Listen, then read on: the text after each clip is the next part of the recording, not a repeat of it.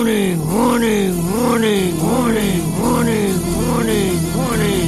is a Emergency Broadcast. Code Red, here we are. Pick up your iPads, your cell phones, and have me and listen to Uncle the Podcast. Watch out. If you're sitting down for this, or if you're standing up, you better get ready for this, because it's gonna hit the eardrums. Uncle the Podcast. You are listening to Uncle the Broadcast. My name is Aaron. I'm the nephew-in-law. Here is the start of the show, Uncle. Hello, ladies and gentlemen. 322.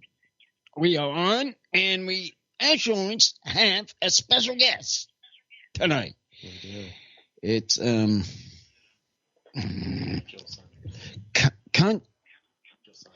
Condre, the Bonsai Zone. This is a very interesting guest, and I want you all to listen to you, sidekick. Listen very closely to this man. Okay. Hey, you're on the air, and talk away. Hello.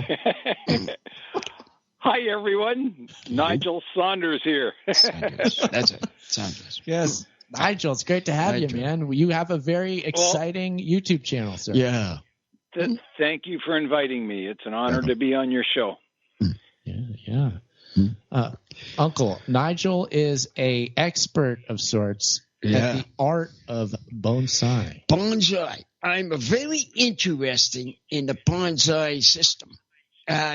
One is to put it together. What I'd like to hear is how you get them to put on and try to put it together. And I want Sidekick here to understand to listen to your talk. You want to know how to put a bonsai together, or how it grows up and how to get to put it sort of. What's the first step in making what am I saying? It's a first step. Is that the word? Well, the first step, you need to get a tree, and there's a lot of different places you can get your tree from. You can grow them from seeds. You can snip a cutting off one and root it. You can buy them from nursery stores and then make them into bonsai. Or you can dig them up from your garden or the wild and make that tree into a bonsai also.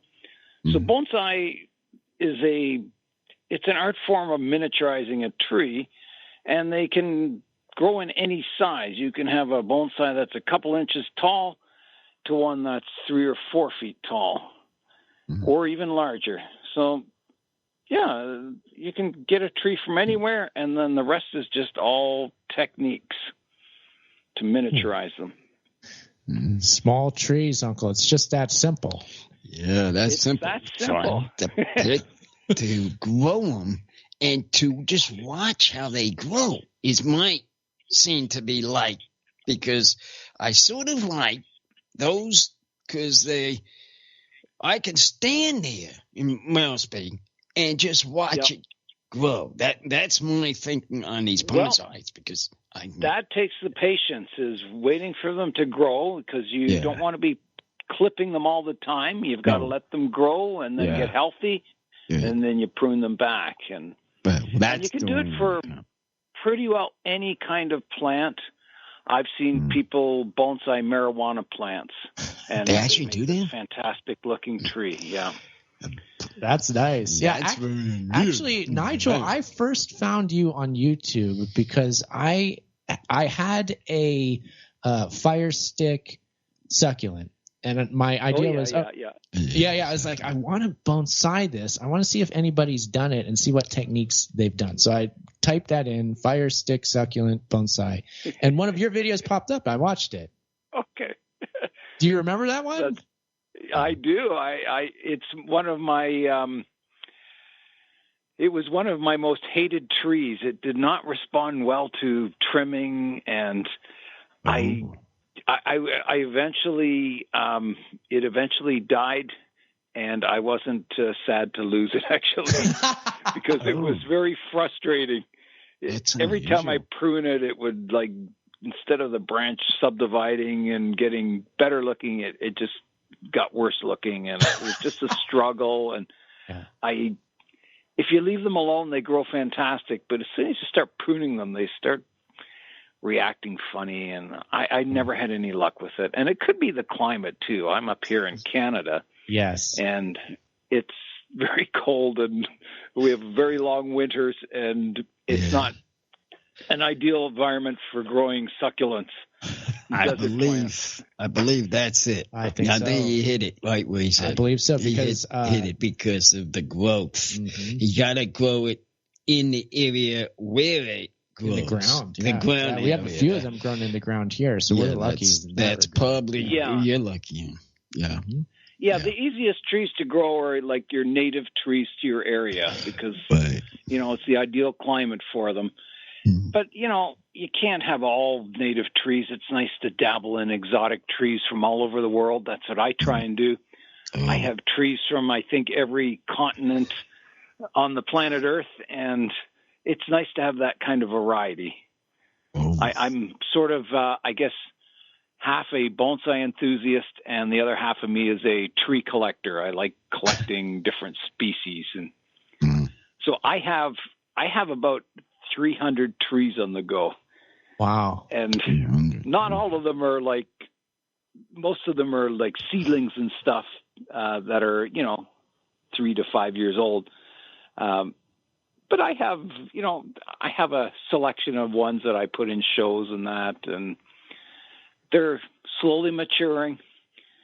A bonsai tends to get, with the proper care, it can get better and better every year. And there's not many things in life that do that. You think when you buy a car, it's in its best shape when you buy it off the lot, and then it slowly degrades over the years. You should get shielded. The only other thing that maybe wine increases in quality with time, or whiskey or something like that. But not many other things in life get better and better the older they get. So bonsai is one of those hobbies where, the more you work on your trees and the older your trees get, the better and better they can look.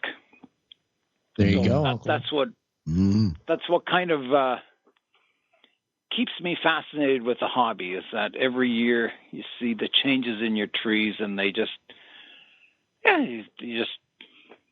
sometimes you just stand back and admire them and go, wow, it's really coming a long way from when it started. That's what I do. I look at it just like you say, just like that. Yeah. And just watch it. That's right. Yeah, there's no point, growing these beautiful trees if you don't stop and admire them every now and then, is there? Yeah. No. That's a very relaxing, meditative thing. Yeah, Nigel, what is the name of your YouTube channel, Nigel? Yes. Oh, my YouTube channel is called The Bonsai Zone. Okay. And I started it in 2014, so it is now, I'm now entering my 11th year on YouTube, which has gone by in a flash. It's hard to believe I've been a YouTuber for 10 years. And it started out just, I was the club president of our bonsai club, and I thought people might be interested in posting videos of their trees and that, so I started a channel for the club, and no one else except me made any videos, so I decided I'd just make it my own channel. And the reason I started it was there was very few channels on YouTube that showed the same tree over and over, showing its progression over the years. And I wanted to show, taking something that doesn't look that good, and then hopefully, by the time I'm really old, that you'll be able to trace this tree back from where it started to this magnificent tree in the end. So you can see all the steps I took to get the tree to where it was. And it's the designs. To get to my opinion on these trees are the designs, how they grow and how they fit in the ground and grow out of that. Like, for example, excuse me. For the example, the movie one with the talking about Karate Kid Uncle. Well, yes, yeah. It has that thing. The guy grabs a tree out of the wild, right? Out of the wild, takes it out, puts it in the bag, gives it to him, the fellow that makes them, grows them, and that appeals to me. What do you think? Yeah, about that? That movie has gotten a lot of people interested in bonsai. That's what got me. The Karate Kid with Mr. Miyagi. Yeah, Miyagi. Yeah. I mean, that's what pulled me to that tree. Yeah, that's what got me started.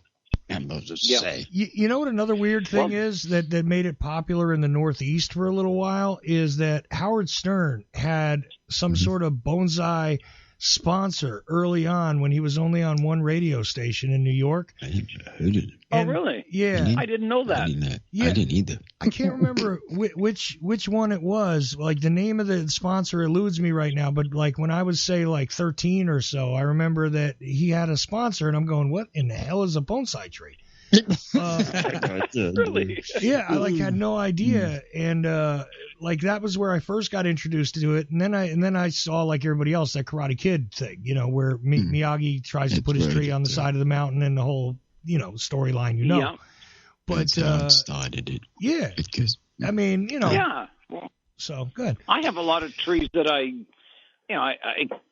grow them in my front garden when they're starting from seeds, and then like 10 years later you dig them up and you start working on them more and more, and eventually they turn into really cool trees.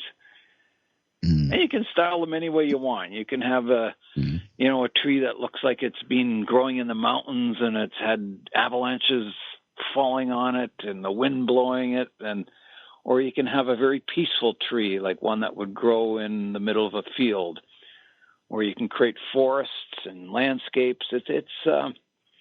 You can use a lot of imagination when you shape and grow your trees and forests. It's kind of a cool hobby, I think. Truthfully, and it's something you can do until you become very, very old. Like, there's people in their 90s that are still active in the hobby. And they can take care of their trees. What we're thinking of doing in the front area, I think we're going to try to put one or two of those in the front area. Bonsai in the front area, not by where they're not allowed to have them. I meant back in the front area. Okay. Where I like to put some of those. Sure. Into that spot that you were mixing. Yeah. There's some, actually, if we pull some plants out of our yard, there's a couple that have been growing that have a nice thick base that I could actually turn into a bonsai by pulling them out of the landscape. Yeah, well, I'm kind of excited about that idea, Nigel. To do that, and just to have them to sit there, we can build it up, and you just put one or two there. Sure. Set it up there like that. That way, because I'm sitting in the front lot and I can watch these trees, and that'd be a surprise for me to just watch it.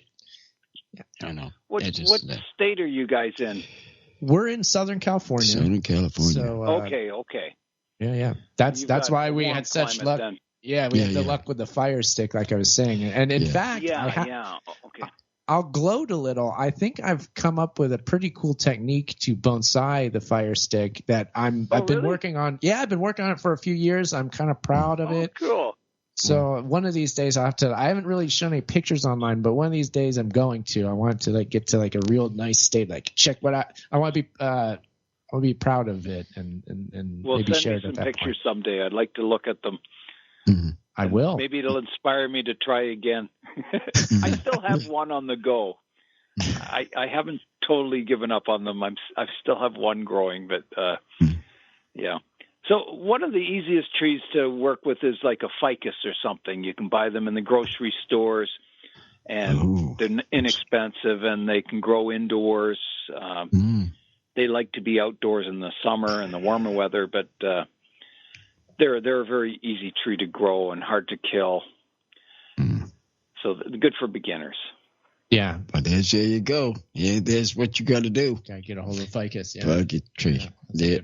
Teaching something to sidekick here. Teach, yep. Yeah. Yeah, You like that?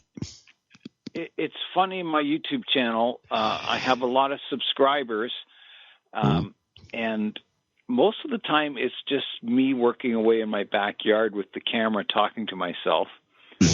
And it's and I'm not really I'm not aware of the audience other than seeing a number of viewers on your videos.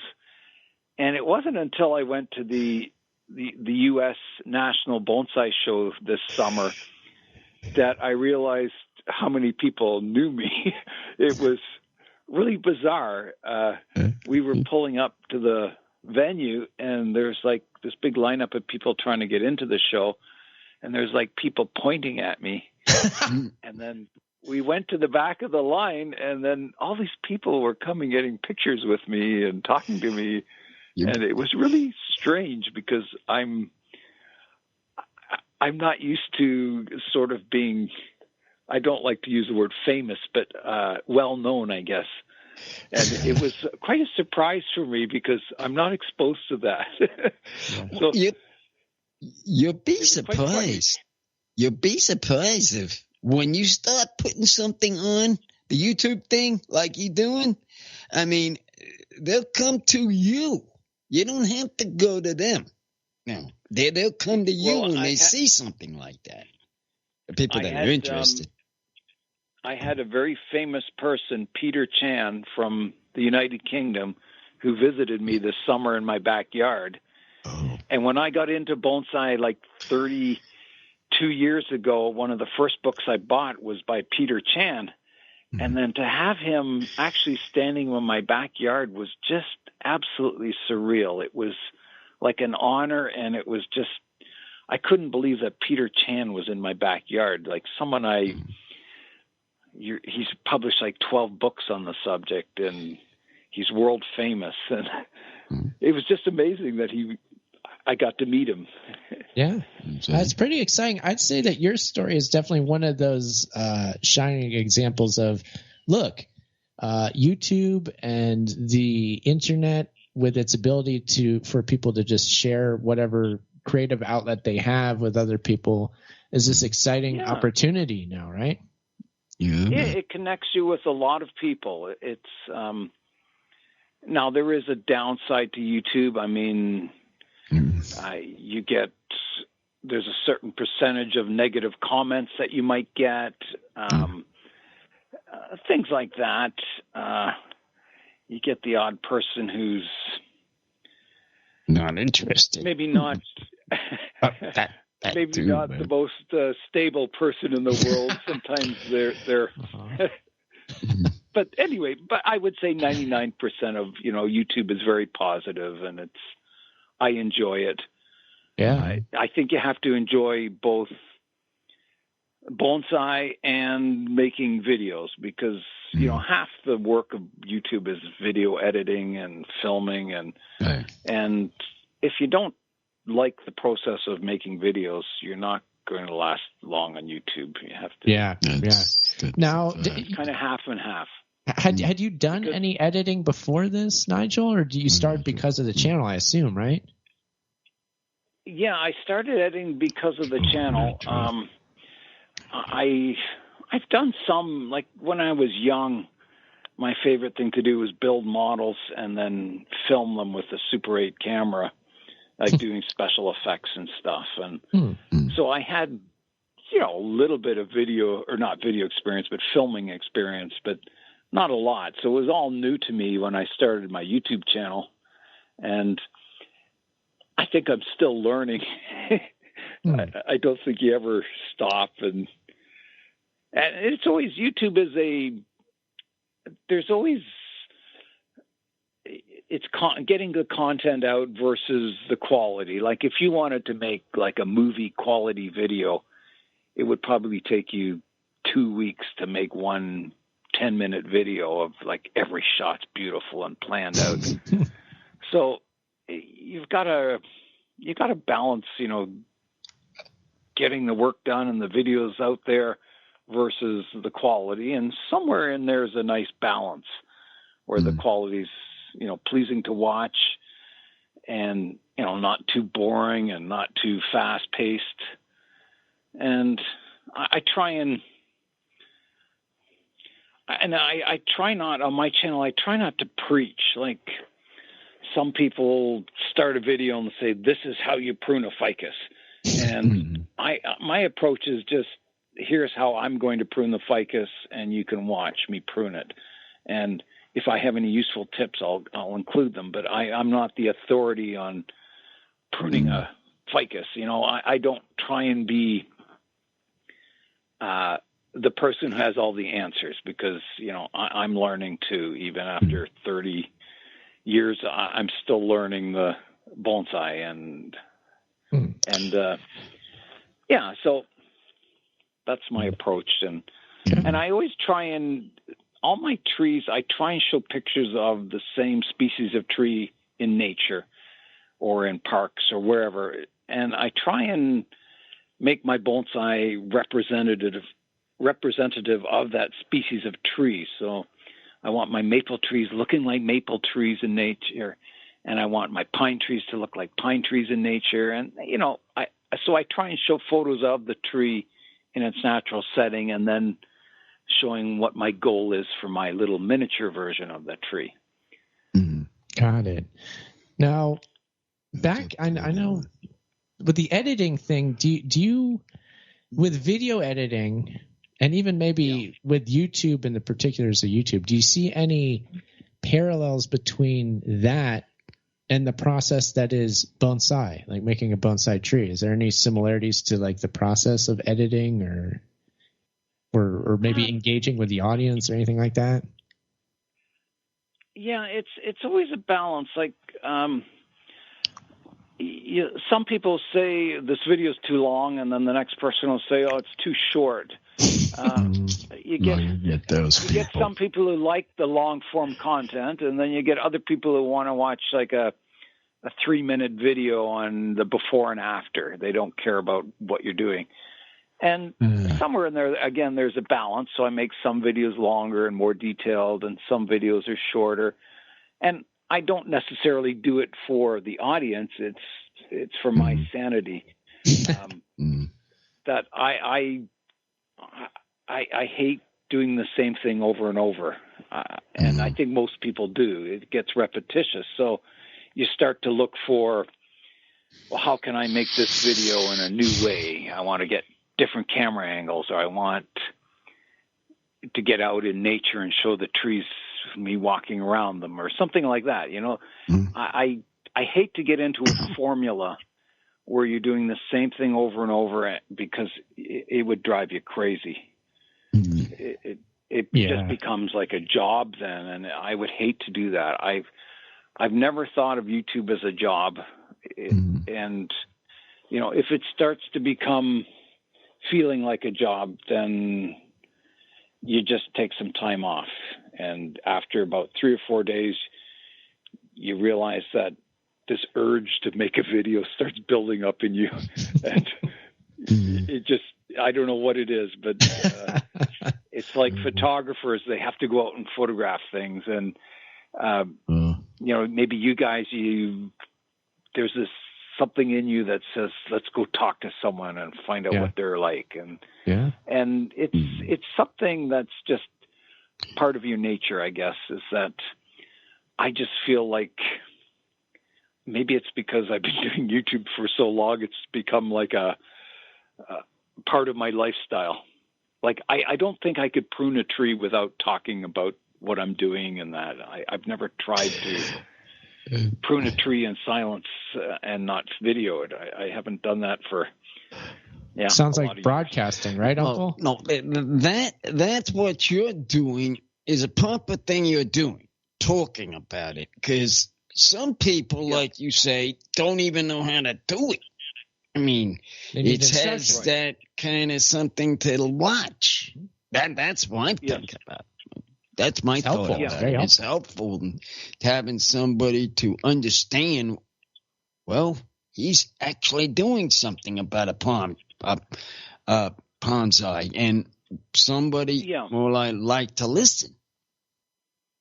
Yeah, and I find most other bonsai channels, they show you pruning the tree, but they don't explain what their goal is for the tree, what their intended style is, and why they're doing this pruning. They kind of miss that step. They kind of just show you pruning the tree, and they don't explain, why they're pruning that branch off or why they're shaping it like this. And I think that's important, is to have goals in mind when you're growing your trees. Yeah. I mean, that's so much of bonsai is like that internal dialogue you're having with yourself. And again, that meditation and that reflection, and you're just kind of, I guess you're doing that and filming it.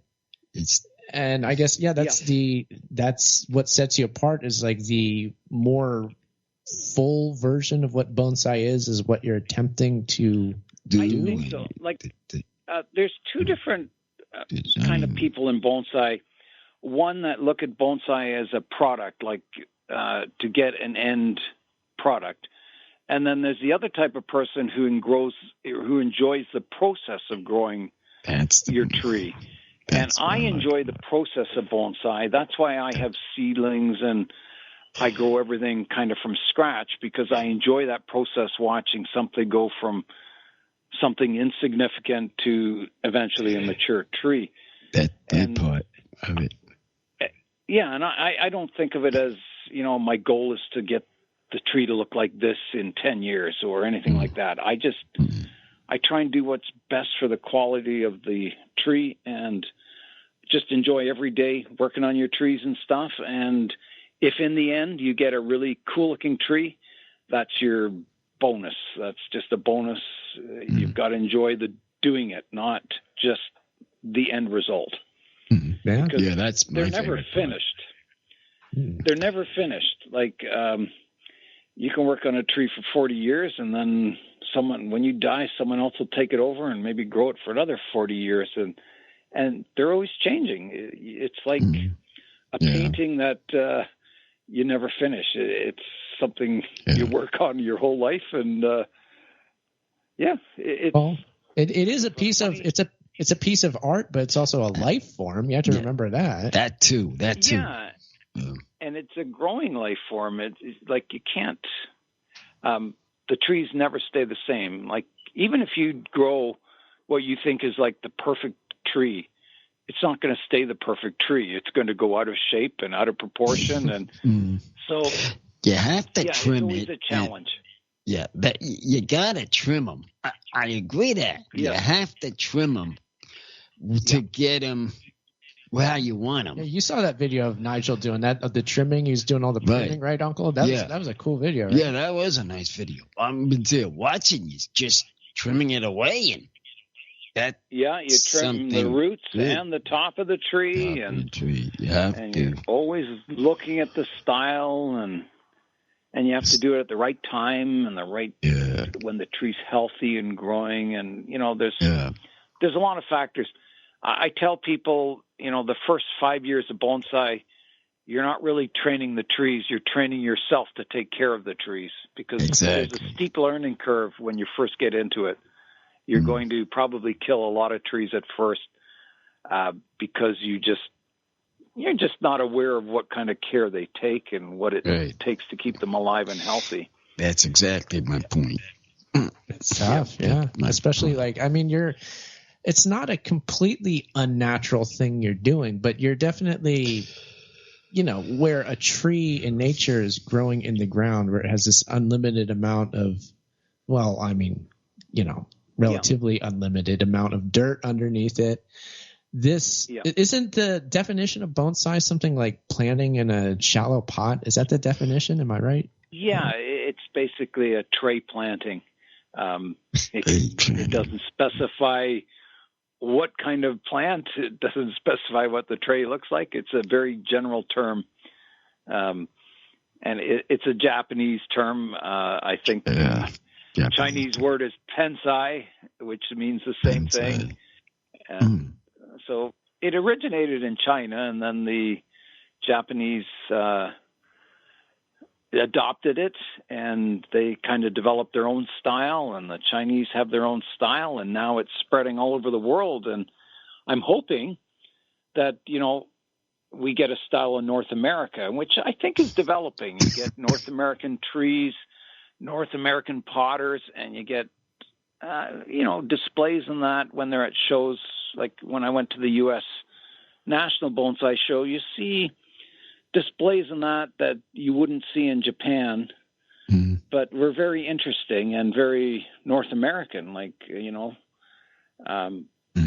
very interesting pot, stand, tree combination, style, and everything.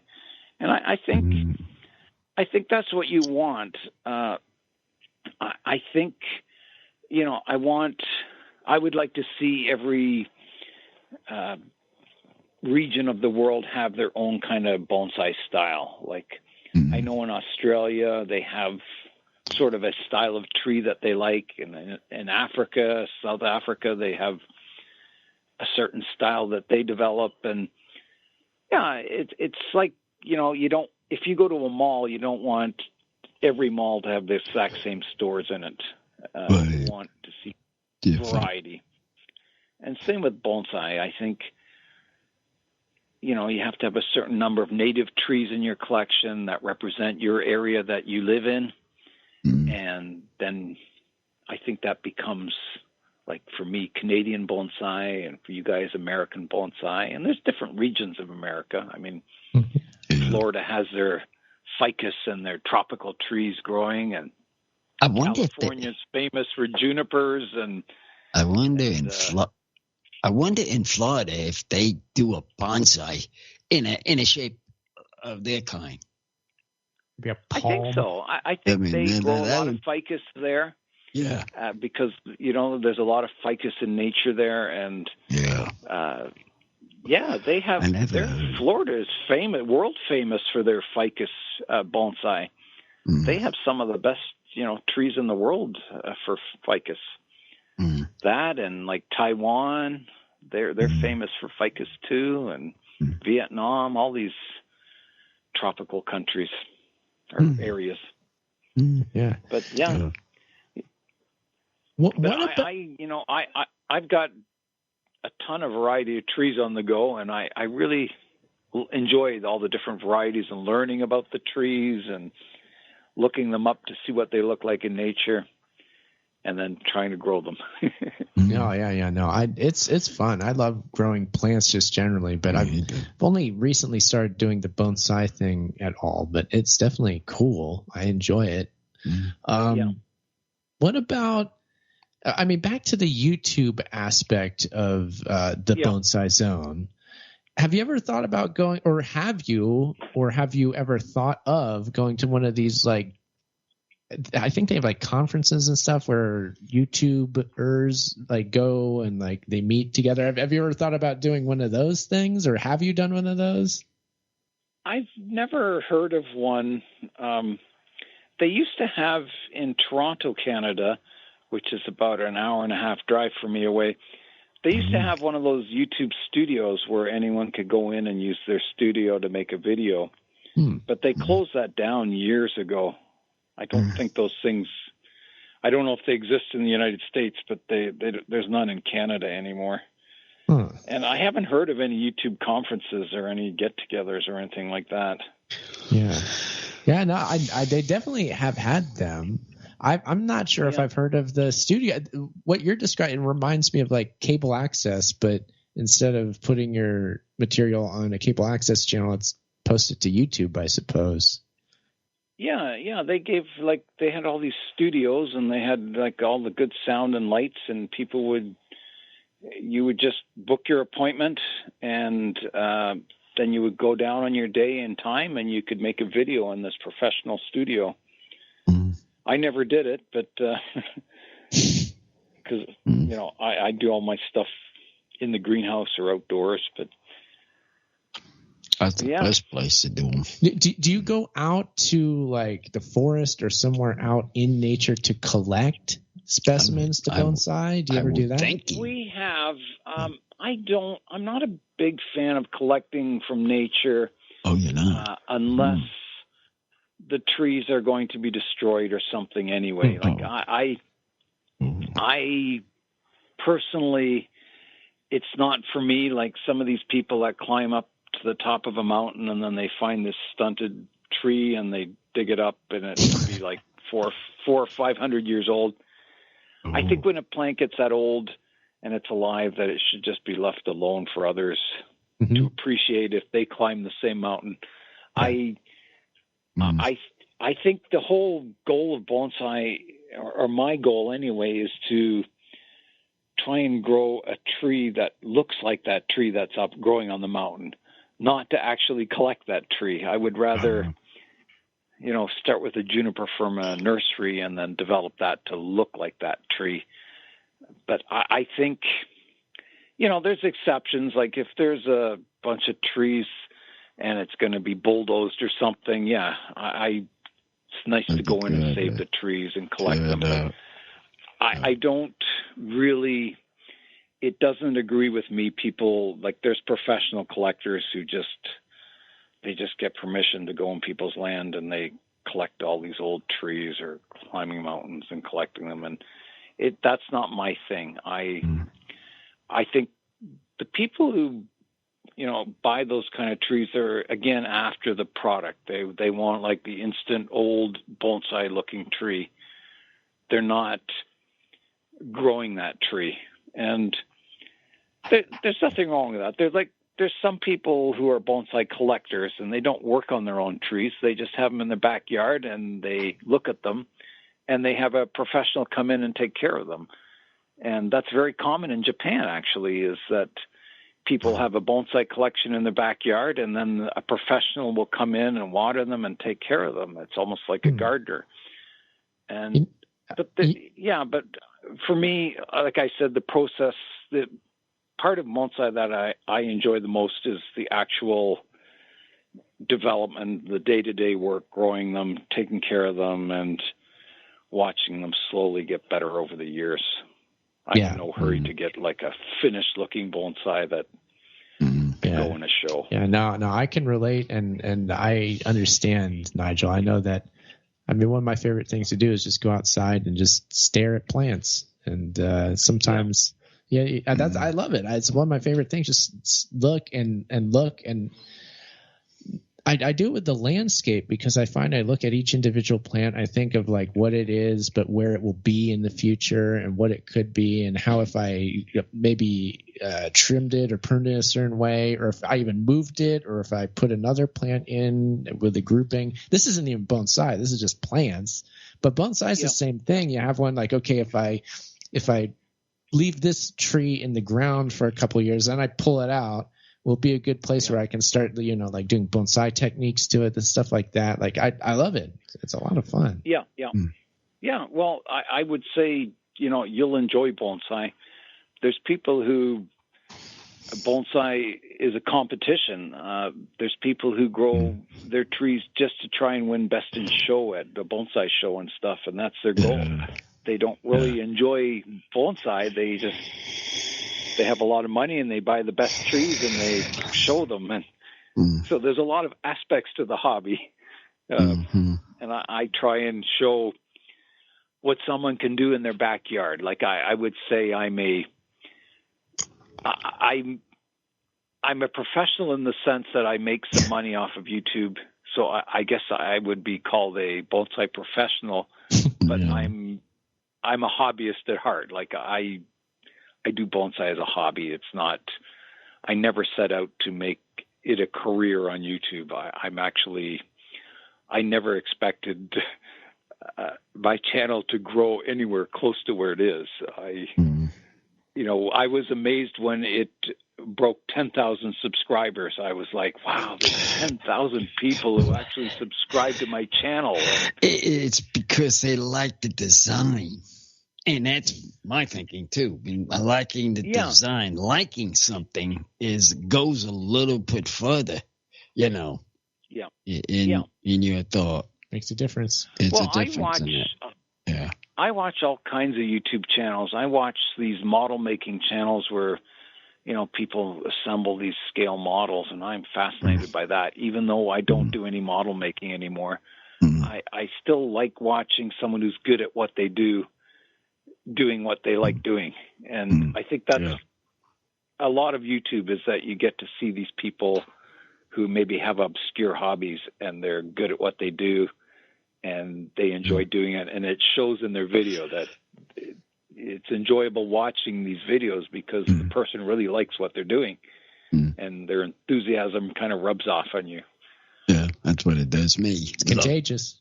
That's what it does me when I see him doing one, and I just say, watch him, how he builds it and how it goes, you know. Yeah. Something like that. Yeah. It's that simple. Yeah. It's simple. That fast. Yeah.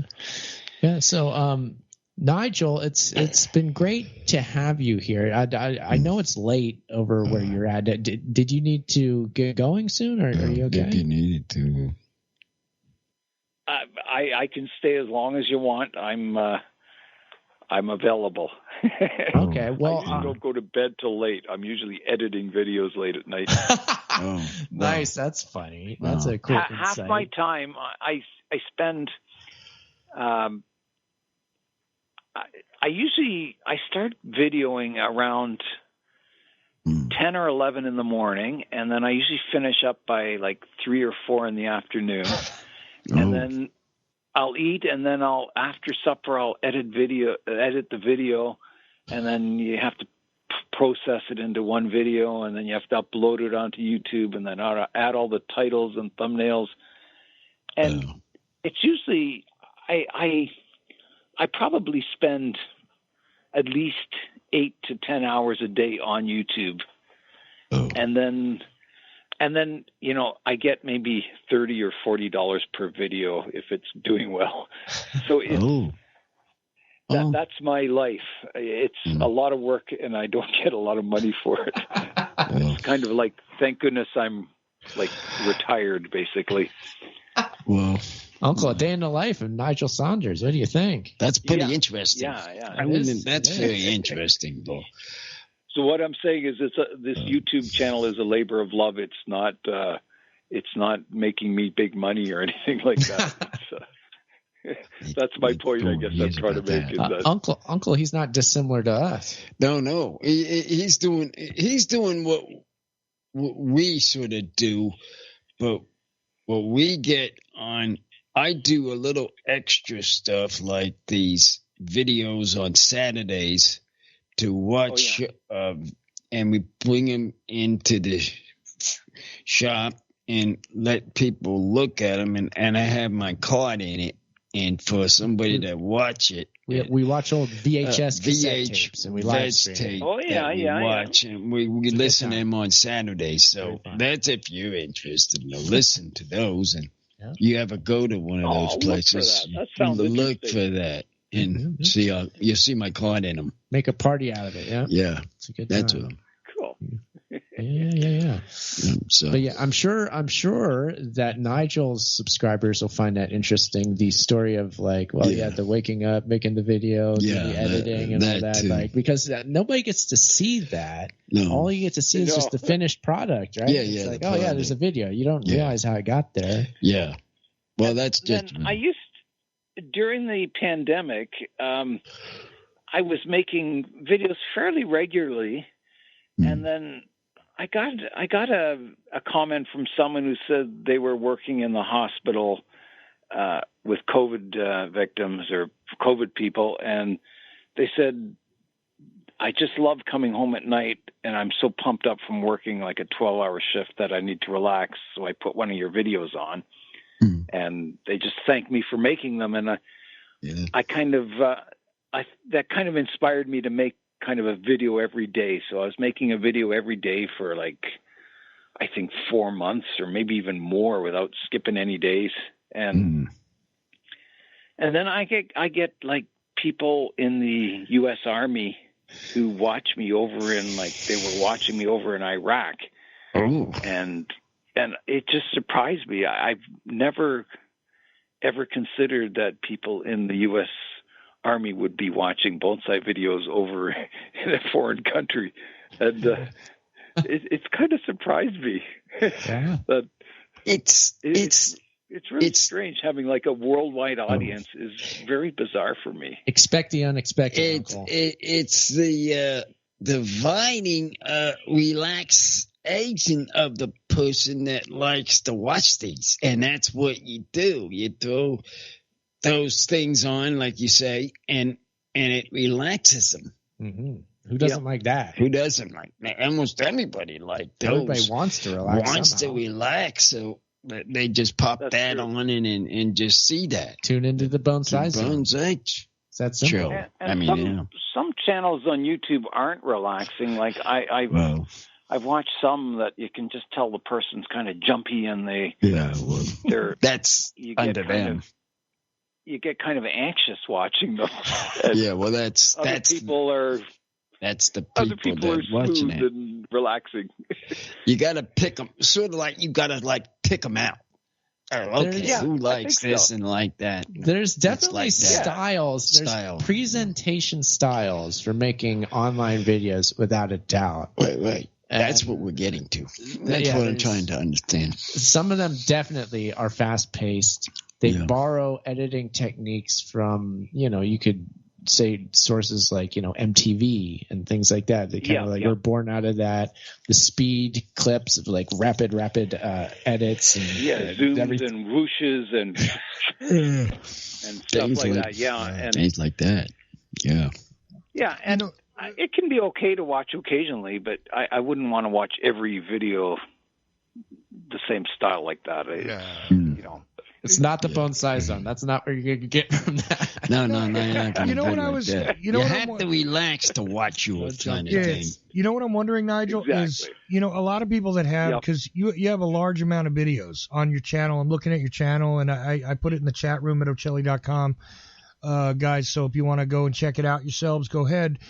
And we'll put a link out there and everything for new people. But I mean, you got 200,000 subscribers. You got a huge amount of over 1,000 videos. Sorry, go ahead. Yeah, I think last year I made 270 videos. So, not every day, but certainly a large quantity each year. Well, what I was wondering is... I think I have over 1,500 videos now. Yeah, I know it's well over 1,000, but the thing is that when a YouTube channel gets to that sort of point where it's got that long of a history and everything, right? Some of them turn around and put out it's almost like a live stream that constantly reruns their old videos, right? Where it's almost like tuning into an old school TV channel, but it's on YouTube, and it's just running your old stuff, say, right? And it might be stuff that people might not choose to run themselves. Instead of them running video to video from an algorithm, you have a stream that continues to go. Have you ever thought about doing that? Because your stuff reminds me of why it is we keep the radio station. Because we don't have a huge amount of listeners for the online radio station, but there are some steady people that will tell me this is what I listen to, in the middle of the night. And it's just whatever you're rerunning and all that kind of stuff. And I rerun new stuff. And for the holidays, I do special things outside of us, broadcasting the podcasts as we're making them.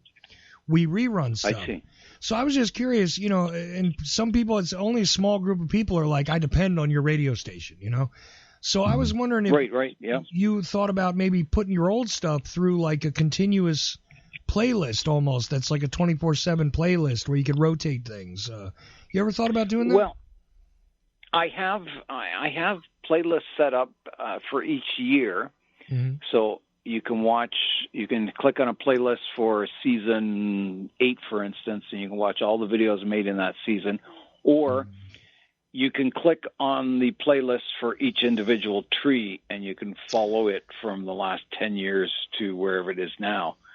So I organize my channel like that. So I have a lot of playlists for each species of tree.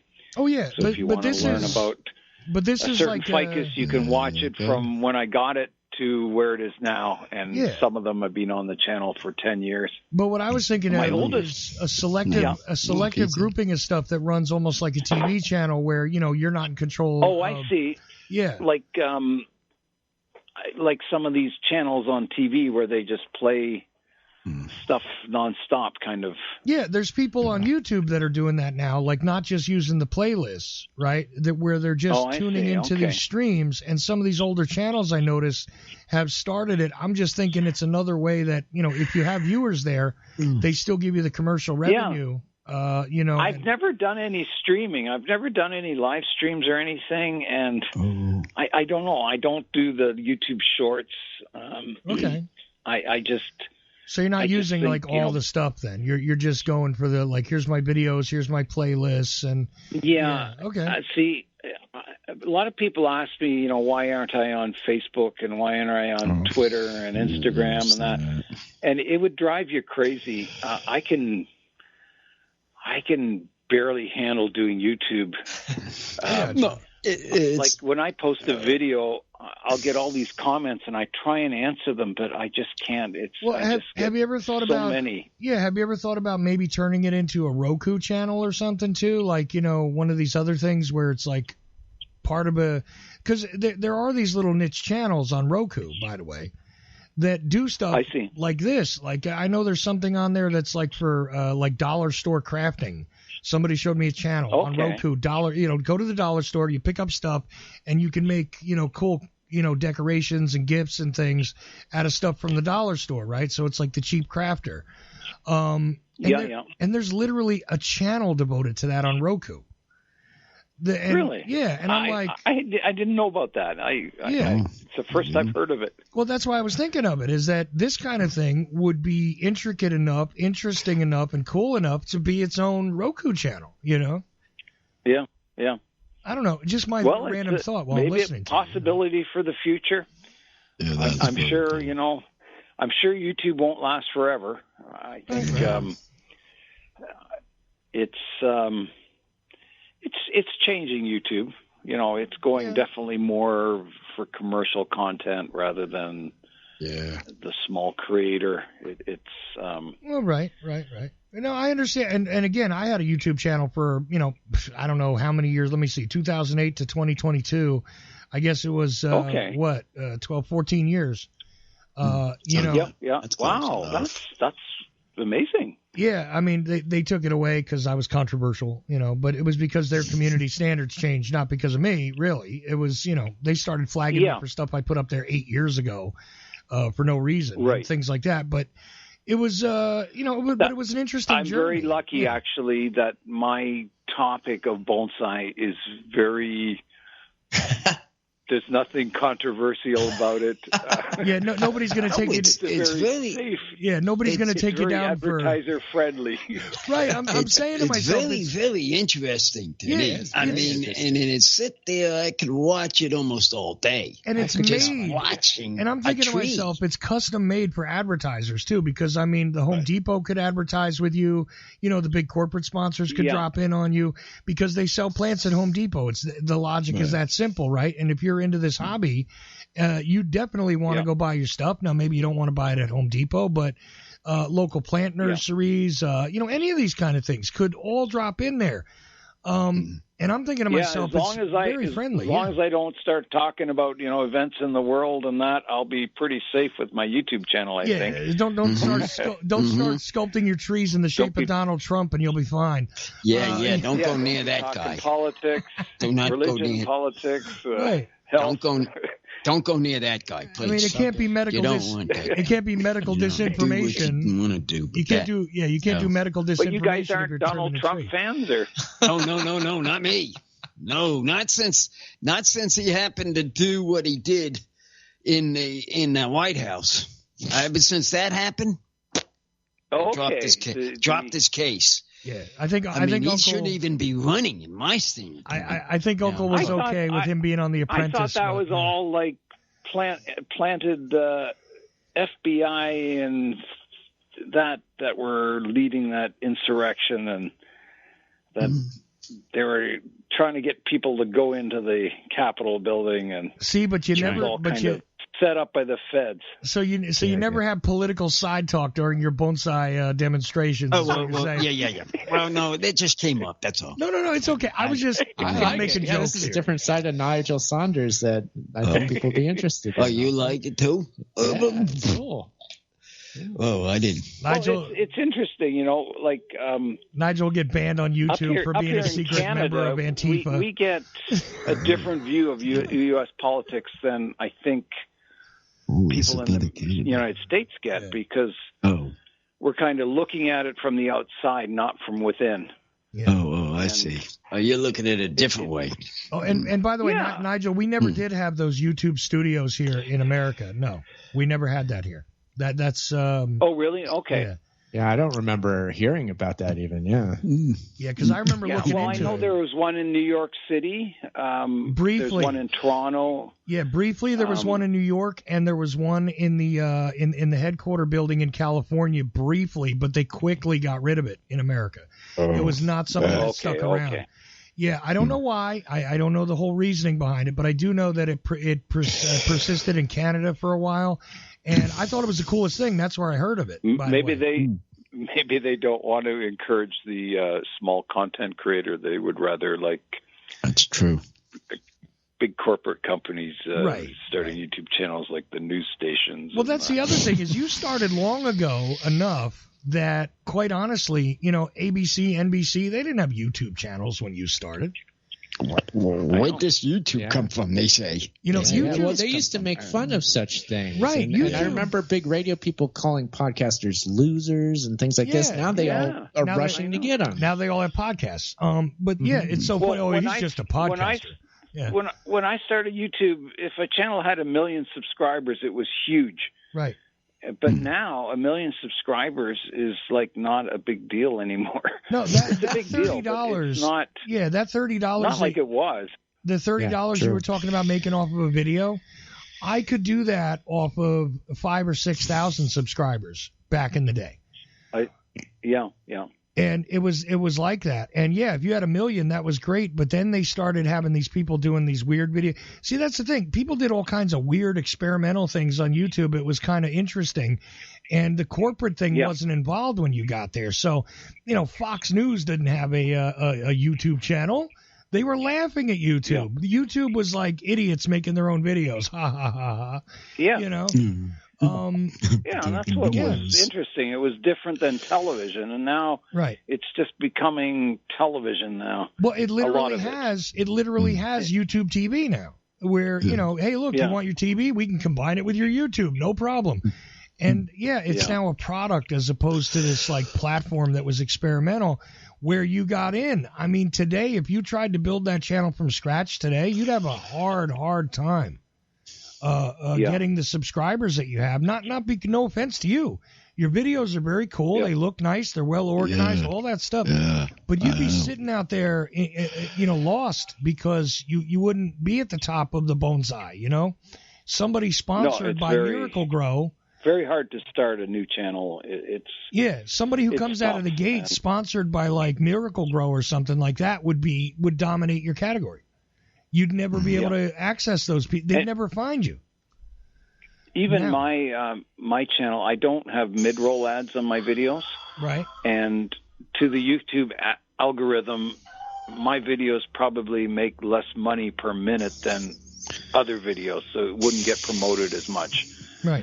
Because it's all about YouTube making money, and my videos don't make them a lot of money because they're long and there's no commercials in them. No, and they went through that time period. Commercial at the start and the end. Right. So. The ones that are loaded with commercials, there's lots of exchange there. They can show lots of exposures, and they'd rather show people stuff like, the kids playing with toys was a big thing for a while.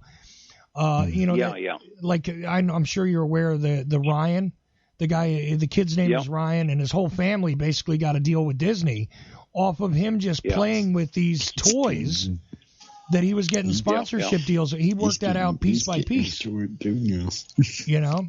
no, it's really interesting though, Uncle, because this guy's a snapshot of the legitimate, organically grown YouTube guy that used to exist.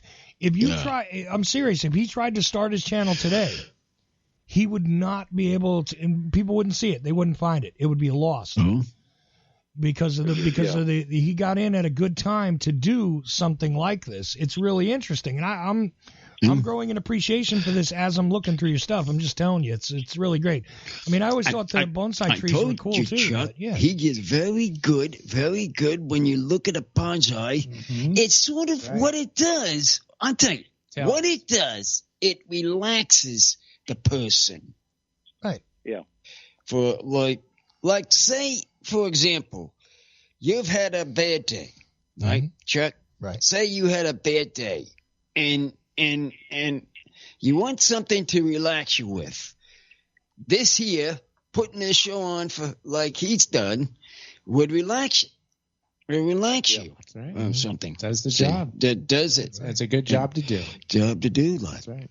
Well, look, because we are at the end of the show, I just want to remind people they need to check out the Bonsai Zone. Again, I put the link in at the Ocelli chat room at ocelli.com. So if you go back and you roll it back, even if you're hearing this podcast later, you can always go back to the chat room, get the links if you like, and follow this. And again, I'm going to put it there. If you type in... And you can go and relax. YouTube.com at the Bonsai Zone. Okay, literally, that's the way it is. Again, I'll put that link in the chat room. But I encourage you guys to check it out because it's very cool, and I've never heard of them before. Okay, because I'm not a bonsai enthusiast. Not even as much as Aaron, but it's very cool. So, there you go, guys. It's in the chat room again. And Nigel, this was really great. Nigel. Thank you very much for having me on the podcast. I really appreciate it. And it was really nice talking to you guys. I really enjoyed the conversation. Even though we didn't get too far into, some of these other topics, that aren't bonsai related, but it's best to stay away from them, I think. Yeah. Well, we appreciate you indulging us, Nigel. And it's been great having you. Thank you so much for being here, man. Yeah, Nigel. Thank you for having me. And Nigel, have a good night. Oh, and Andrew, if you want to talk to us anytime, you're welcome to call. Or our thing. So. You know the thing. Yeah, we'll stay in touch. Sir. We'll be in touch. Perhaps Aaron will do a part 2 with you. That'll be great. I would love to see that. Yeah.